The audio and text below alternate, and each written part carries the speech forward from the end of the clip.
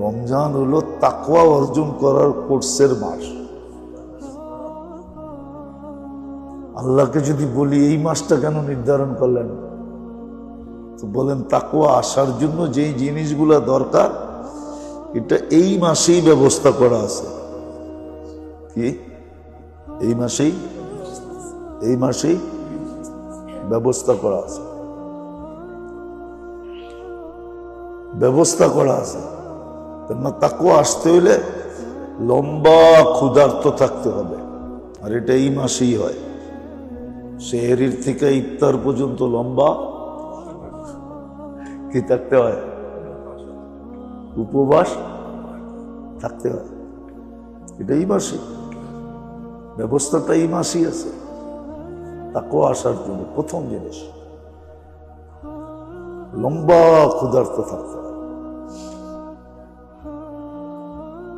তাকওয়া আসার জন্য। দ্বিতীয় যেটা, সেটা হলো লম্বা কোরআন শুনতে হয় বা পড়তে হয়।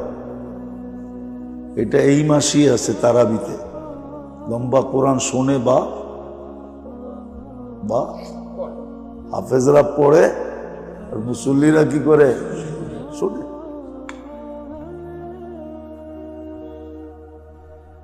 বেশি মাত্রায় ইবাদত এটা এই মাসেই বেশি মাত্রায়। এক করলেই 70, ফরজ 70 গুণ, নফল ফরজের সমান, তসবিহাত 1000 গুণ, ঠিক না? 1000 গুণ, ঠিক না? তো এটা কোন মাসে?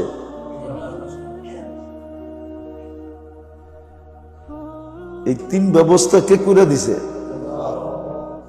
ওই যে তাকওয়া আনার জন্য। কিন্তু আফসোস তো এটাই বললাম না, যাদের সবচেয়ে বেশি করা দরকার ছিল আর ঈদের রাত্রে খুশিতে নাচা দরকার ছিল, এরাই সবচেয়ে দূরে, এরাই সবচেয়ে।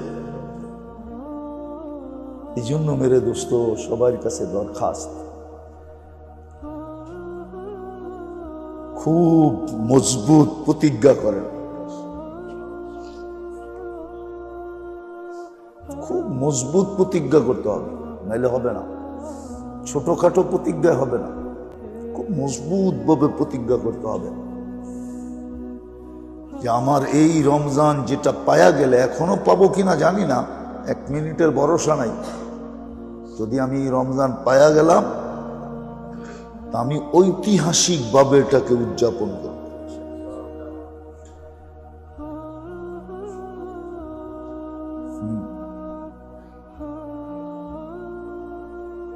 রমজান পাওয়া দেওয়া মানে এটার ভিতরে একটা ইঙ্গিত আছে, যদি আপনি বোঝেন তাইলে বলি।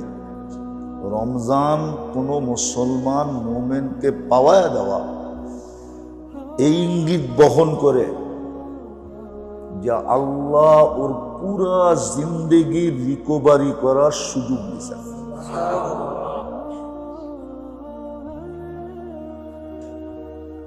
ঘাটতিগুলাকে পূরণ করার সুযোগ দিছে।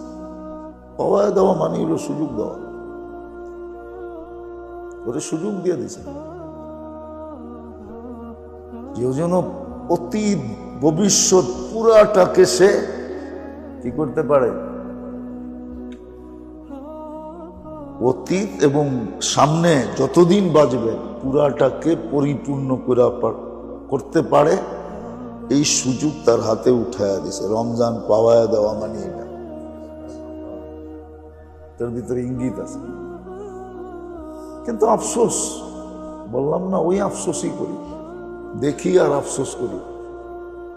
সমাজের দিকে দেখলে বড় আফসোস লাগে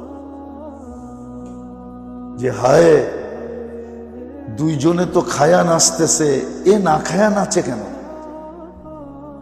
মনে হয় বোঝেন না, দুইজনে তো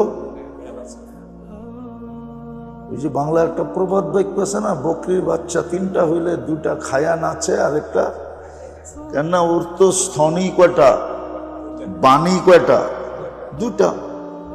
খাইলে তো 2টাই খাইতে পারে, তৃতীয়টা তো খাইতে পারে না, তৃতীয় বান তো নাই। তাহলে যারা দুনিয়া পাইছে ওরা নাচতে পারে, ওরা তো পাইছে। আপনার আমি কি পায় নাচতেছি ওদের মতো?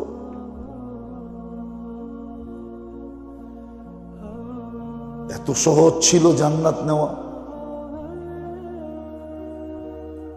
এত সহজ ছিল জান্নাত নেওয়া।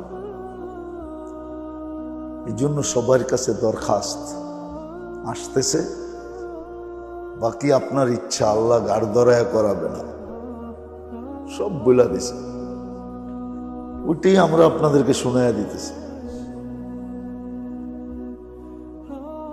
মানলে আমি ধন্য হব, না মানলে আমারই বিপদ হবে।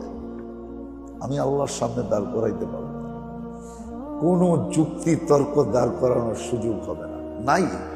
এটা দেখছি কোনো সুযোগ হবে না। কেন আল্লাহ বান্দাকে এত সুযোগ দিছেন, তারপরে আর কোনো যুক্তি দাঁড় করানোর সুযোগ হবে না। এক রমজান এরকম ভাবে প্যাকেজ বানায়া দিছেন।